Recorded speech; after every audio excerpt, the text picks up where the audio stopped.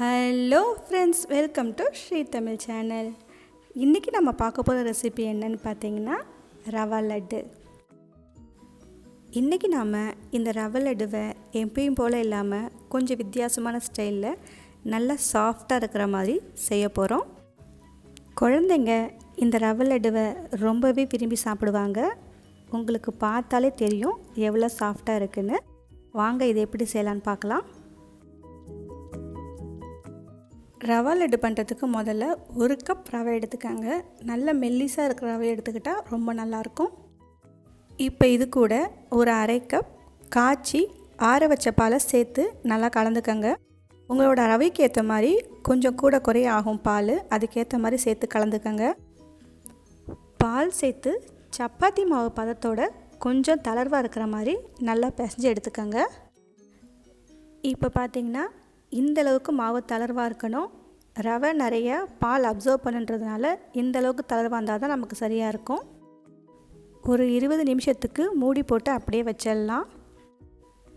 20 நிமிஷத்துக்கு அப்புறம் ஓப்பன் பண்ணி பார்த்திங்கன்னா ரவை பாலை நல்லா அப்சர்வ் பண்ணி மாவு நல்லா இறுகி இருக்கும். இப்போ இந்த மாவை பாதியாக பிரித்து எடுத்துக்கங்க. ஒரு நெய் தடவுன பிளேட்டில் வச்சு சப்பாத்தி தட்டுற மாதிரி நல்லா மெலிசாக தட்டி எடுத்துக்கோங்க. உங்களால் எந்த அளவுக்கு மெலிசாக தட்ட முடியுமோ அந்தளவுக்கு மெலிசாக தட்டிக்கோங்க. பிளாஸ்டிக் கவர் இருந்தால் கூட யூஸ் பண்ணிக்கலாம். இப்போ பார்த்திங்கன்னா ஓரளவுக்கு தட்டியாச்சு. இப்போ நம்ம அதை தட்டினதை தோசைக்கல்லுக்கு மாற்றிடலாம். அடுப்பை லோ ஃப்ளேமில் வச்சு 2 பக்கமும் திருப்பி போட்டு ஓரளவுக்கு வேக வச்சு எடுத்துக்கலாம். 1 நிமிஷத்துக்கு அப்புறம் இன்னொரு பக்கம் திருப்பி போட்டுக்கலாம். அடுத்து 2 பக்கமும் பரவலாக நெய் தடவி விட்டுக்கோங்க.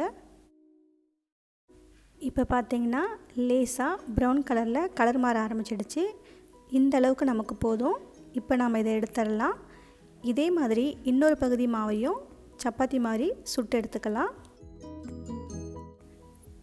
இப்போ இது கொஞ்சம் நேரம் ஆறட்டும். ஆறினதுக்கப்புறம் நம்ம செய்ய ஆரம்பிக்கலாம். அடுத்து 2 டேபிள் ஸ்பூன் தேங்காய் துருவல் ஒரு பேனில் சேர்த்துக்கங்க.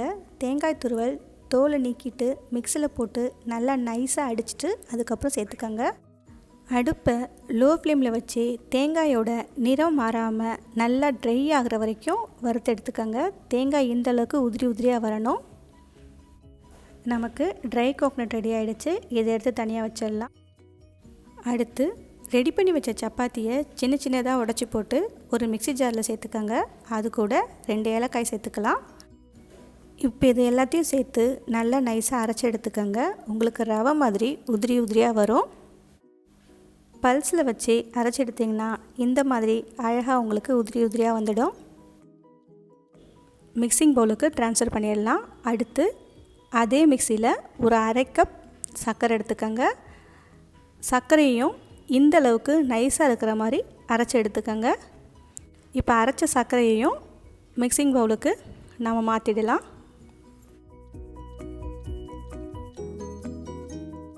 சர்க்கரை நல்லா கரையிற மாதிரி நல்லா கலந்து விட்டுக்கோங்க. அடுத்து நாம் வறுத்து வச்ச தேங்காய் சேர்த்துக்கலாம். திரும்பவும் ஒரு முறை நல்லா கலந்து விட்டுக்கோங்க.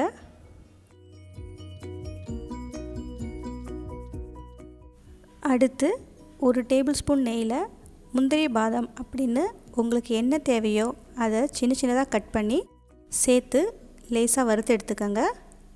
இப்போ வறுத்த முந்திரி பாதாமை சேர்த்துக்கலாம்.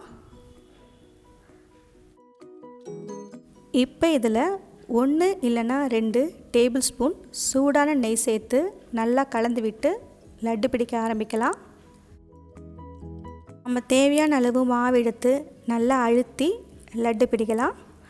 நாம் எடுத்த 1 கப் ரவைக்கு மீடியம் சைஸில் ஒரு 10 லட்டு வரும். இதே மாதிரி எல்லா மாவையும் லட்டு பிடிச்சிக்கோங்க.